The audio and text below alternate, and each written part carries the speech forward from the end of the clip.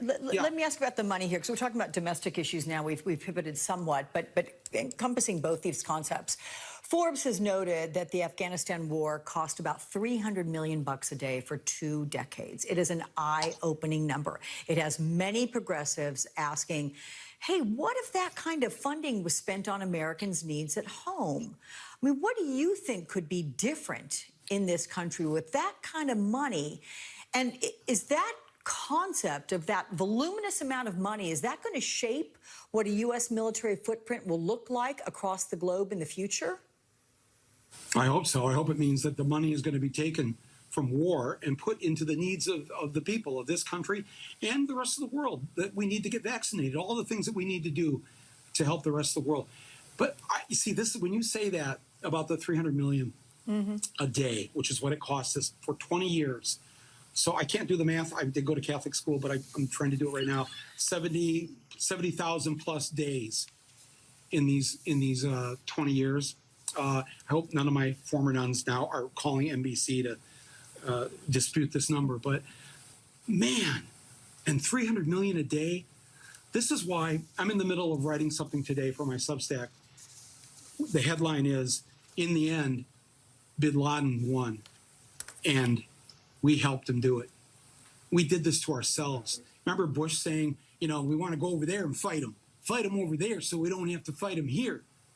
He didn't understand the genius, the evil genius of Bin Laden was to draw us over there and lose not only thousands of our young men and women in battle, because there's no way Al-Qaeda could invade the United States and kill a bunch of us. They had to get us to come over there, and they knew Bush and his enablers were just that stupid, that we would send our troops over there and that we would spend $300 million a day for 20 years. When you think about that, yes, he's dead. He lost his life, Bin Laden, and Al-Qaeda is in tatters. So on that level, if you look at it that way, oh, well, we won.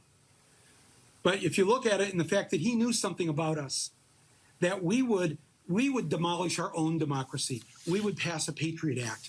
We would do things to reduce our freedoms. He didn't have to do it. We actually passed legislation to do this.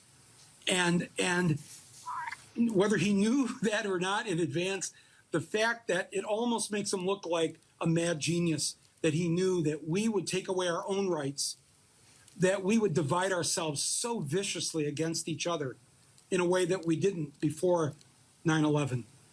That whatever he understood about our character, I wish he didn't know that, and I wish we weren't that way.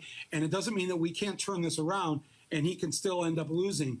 But the fact that we spent trillions of dollars of our money instead of taking care of our own people who suffered during this time, where we weren't ready for this pandemic. And once it happened, we had a crazy guy in office, that we allowed that to happen, that we allowed him to get away with what he got away with, and is still getting away with it now with his Supreme Court.